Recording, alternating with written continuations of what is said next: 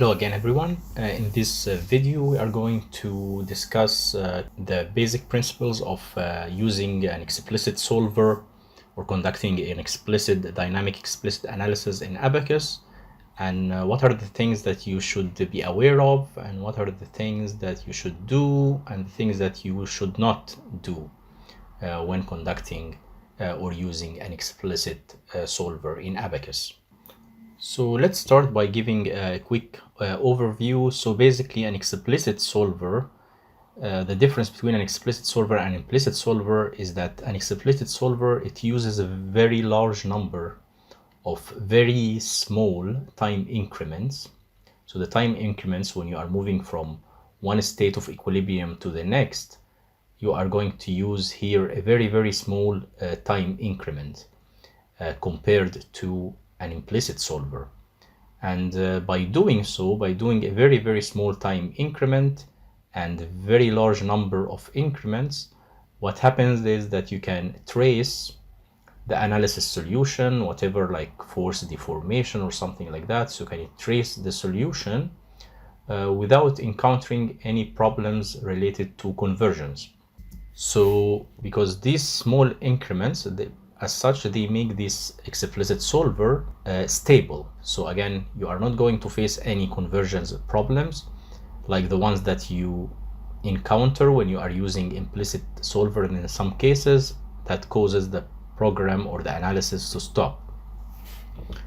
So here, this explicit solver becomes stable, and regardless of what you're modeling, the analysis will keep going and you will always get your results, and your analysis will always conclude.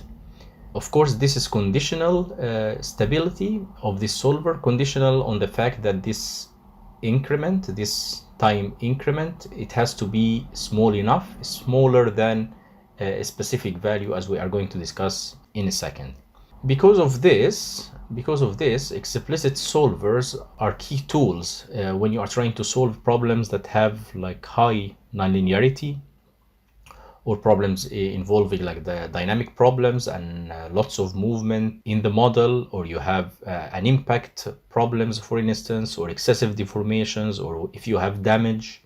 So for instance, if you're simulating something that includes material softening, so this is similar to what we did previously when we tried to model a compression test in concrete. So because the concrete, for instance, has a damage or a plastic portion of its behavior where the stress decreases with the strain, so because of this material softening, if you are going to use an implicit solver, which is the ABAQUS standard analysis, the static analysis, you will not be able to complete your analysis. So that's why when we did this problem, you can refer back to the video. When we did this problem, we had to do an dynamic explicit analysis step. So again, it's a very, very strong tool to use explicit solver, because again, you can solve anything pretty much, whether it's a static or a dynamic problem or anything, you can solve it with an explicit solver, but you need to be careful with some things. So with this strong capability of the explicit solver, you need to pay attention not to make some basic mistakes. So again, the main cost that comes with using an explicit solver is related to the computation time. So because you are using very, very small time increments, so this is actually the monitor, like a sample illustration here that shows the monitor for one of the jobs. And you see here that the time increment, it's called stable time increment. And this stable time increment is pretty much constant, and it's very, very small. If you see here, it's like 2 to the times 10 to the power negative 6. So it's very, very small. And the number of increments for each one of these time steps is very large. Okay, it goes into the hundred thousands and even million. So because of that, this means that the computational time is long, all right? And this computational time is basically dependent on how small this time increment, all right? So we are going to talk about how to make, when you are doing explicit analysis, what kinds of things to watch for when you are looking at the stable time increment, how to make your analysis go faster, but in the same time without compromising the accuracy of your analysis. So this time increment that ABAQUS is going to use is pretty much is taken equal to this stable time increment. So how do ABAQUS compute this stable time increment? Well, the simplest form to estimate this stable time increment is pretty much by dividing the mesh element characteristic length by the material wave speed. And the notation for these ones is LE divided by and CD for the material wave speed. So what are those and how we can compute those? Well, LE can be approximated pretty much as the shortest dimension of your smallest mesh element. So in your model, you have various sizes of mesh elements. So if you look at the smallest mesh element, if you look at the smallest dimension of this mesh element, this would be your LE. So clearly, based on this, if you have a very short or shorter element length, if you have very refined mesh elements in your model, this means that you are going to get smaller stable time increment, which will mean that you will have longer analysis time. So of course, the coarser your mesh, the better or the faster your analysis would go. But of course, this is, again, this is something that relates as well to the accuracy of the results. As for the material wave speed, so this CD, this is a material property, and pretty much you cannot do much about it because this can be approximated like the equation is the square root of the modulus of elasticity of the material divided by the density of the material. And this is this equation that I'm showing here, this is just assuming that you have an elastic material and you have a Poisson ratio equal to 0. So this is just an approximation here, but it's a reasonable approximation that you can use it even if you're using a nonlinear material in most practical cases. And actually you can compute that. So if you have in steel, for instance, or concrete, you can compute that. So if you divide your approximate value of E for steel by the density of steel, I'm using Newton and millimeter units here, then you will see that the value of this wave speed is 5 × 10⁶ or 5 million millimeter per second, or about 5,000 meter per second. And if you do the same for concrete, you will get approximately 3,000 meter per second. So this is, you cannot do much about this because the density and the modulus of elasticity, they are what they are, depending on the material. And so the only thing that you can control is pretty much this LE, this which is dependent on the mesh element size. So this is the one that you can control. So you can check here, like if you have a model that employs steel material, and if your minimum mesh size is 5 millimeter, then this stable time increment, or the increment time pretty much will be, well, you can just divide 5 millimeter by 5 million, and then you will get 10⁻⁻⁶ seconds. So you can see here that this is very, very small value, as we mentioned earlier. Okay, so how can we make this value as large as possible without doing any problems? So, well, the first thing that you should focus on, you need to control this LD through good meshing. So make sure that, well, basically, if you have a mesh like this one that I'm showing over here, so you have different sizes of mesh elements, the one that will control this stable time increment or your time increment would be the smallest one in the entire model. So if your entire model has a uniform mesh size and for some reason you have like a very, very small mesh element out of order like this one highlighted over here, so this is the one that's going to control your stable time increment. So you need to make sure that your mesh element size is as uniform as possible and that you don't have like this kind of rogue small mesh element or elements that will control and will reduce this increment time step significantly for the entire model. All right, so you need to make sure that you don't have these kind of things. All right, and how can you do that? You can do that by as part of in the mesh module in ABAQUS. If you click on this icon over here, which says verify mesh. So by verifying mesh, you can set shape metrics or size metrics. You can say, you can tell ABAQUS to highlight elements that are, if their dimension is less than a specific value, or if their angles are distorted than a specific value. So you can do that in order to highlight these elements and fix them before you run the actual analysis. So this is very, very important thing to note when you are trying to have a proper time step. All right, so make sure your mesh is good.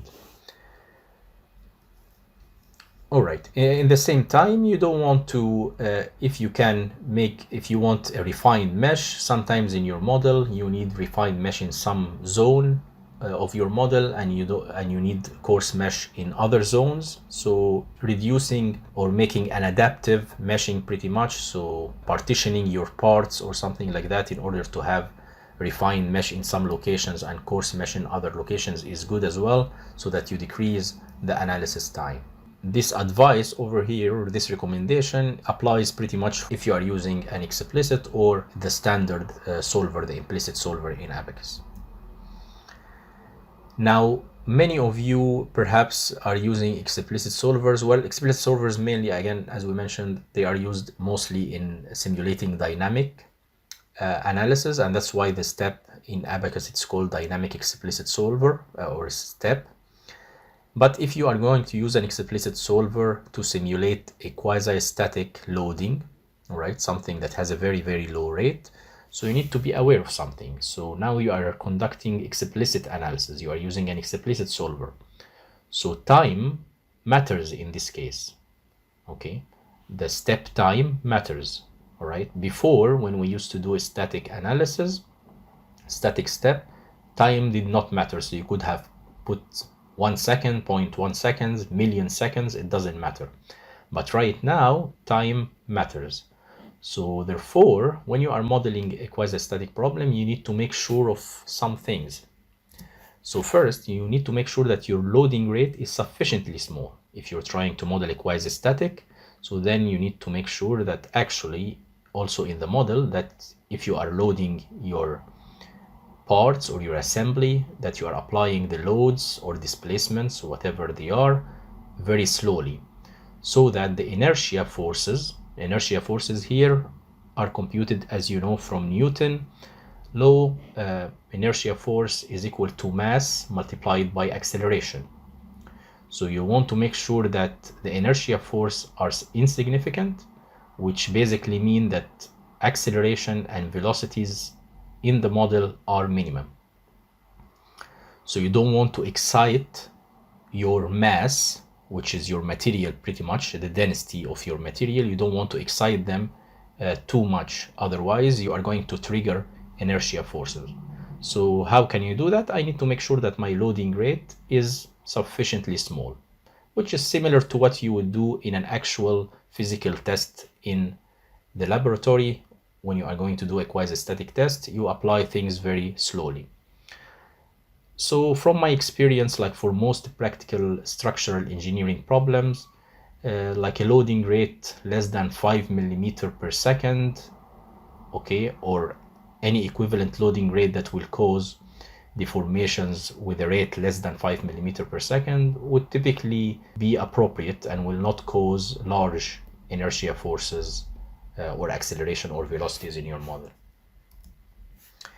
But of course, even when you do that, you need to double check that whatever the loading rate that you have specified is generating the right model, the right simulation, that you actually don't have any velocities or acceleration in the model.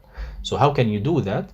Well, you can check the ratio of the kinetic energy. So the kinetic energy, this is the energy due to the movement and the dynamic movement of your model, pretty much. So you need to make sure that the ratio of the kinetic energy compared to the external or the internal energies is sufficiently small. So how can you do that?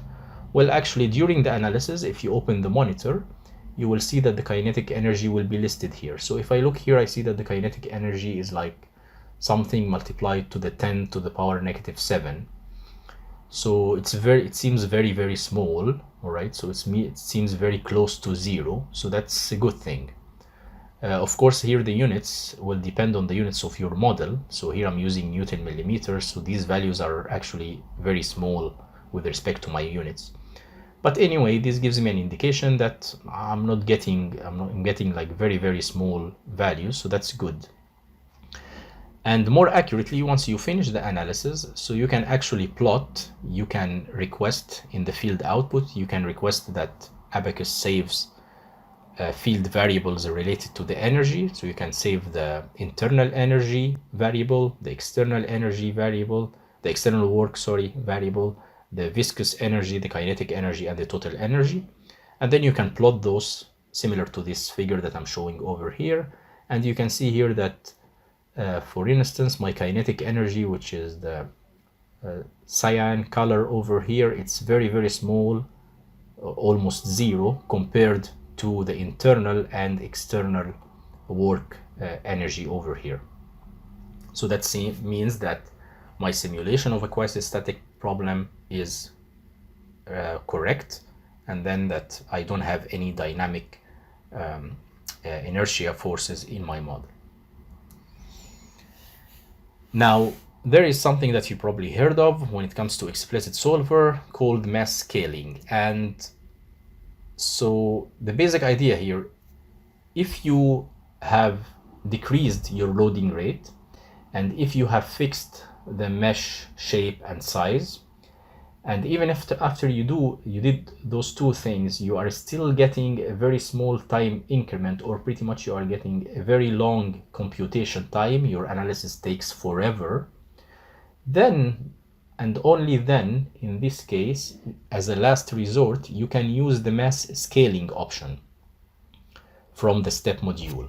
So in the step module, when you are creating your step, you have this tab over here that says mass scaling. If you select this tab, and then if you select use scale definitions, and then if you click on create, you are going to get this dialog over here. And from that, you can actually go over here, and then you can specify, you can check this box, and then you can say scale the target time increment to, and then you need to specify the time increment.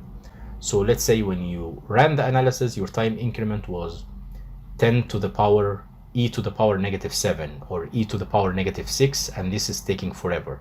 So you can come here, and then you can modify this by making it e to the power negative 5, for instance, or any value for that matter. And if you do that, what will happen is, internally, if you directly set this target time increment, internally ABAQUS will look at all the mesh elements, and then ABAQUS will scale the mass of any mesh element that have a stable time increment less than the one that you specified over here. Okay, so ABAQUS will do this internally. It will increase pretty much the density or the mass of these particular mesh elements that are generating or that are requiring a time increment less than that in order to reach this value. Now, this seems very good. Okay, so I just do that. Perhaps I can put 10 to the power negative 4 or 10 to the power negative 3, and everything would be very good, and I can finish my analysis in 10 minutes. Well, you have to be very, very careful when using mass scaling. So mass scaling should be used with caution. Why? Well, first, because you are scaling mass. So actually you are increasing densities in some parts of your model, which actually contradicts the physical nature of the material. And this is very critical, especially if you are trying to simulate an actual dynamic problem. Okay, because you are not representing your model correctly, all right? The second thing, that when you are increasing the stable time increment, what happens is that you are pretty much, we mentioned that the strong thing about explicit solver, that this time increment is very, very small, so that you are getting, or you are tracing the solution with accuracy. But if you are increasing this time increment, what will happen is that you can get an unstable solution, which means that you are going to induce vibrations and oscillations, random vibrations and oscillations in your model, all right? And this will actually show, once you look at your results, you will see noise in your output. So if you are plotting force versus deformation or something like that in your model, you will see lots of noise in your data. And if you see lots of noise, so this is because of this. You increased the time increment too much. Or if you have the loading rate is again very high. So again, mass scaling, you can use it again as a last resort, and it could be used correctly, but you need to be careful with what you're doing here and what are the implications of using it will be, all right? So again, if I'm doing a quasi-static simulation and I use mass scaling, it shouldn't be a problem as long as the loading rate is sufficiently small. But so this is the last thing, like under any circumstances, do not apply mass scaling manually, because many of you, and I've seen many other researchers and engineers and YouTubers, they are mentioning that if you want to make things faster, you can directly go to the material property module and modify the density. Like you can increase the density of your material directly from the material module. This is something that's wrong. This is a bad practice, and you shouldn't do this at any cost, all right? If you really want to do something with the mass scaling, then you do it from the mass scaling module over here. And even when you do that, you need to be very careful with the implications of this, all right? So do not, I repeat, do not change the material density manually from the material module. Another thing that to make things go faster is controlling the output data, and this applies again to explicit and implicit solver as well.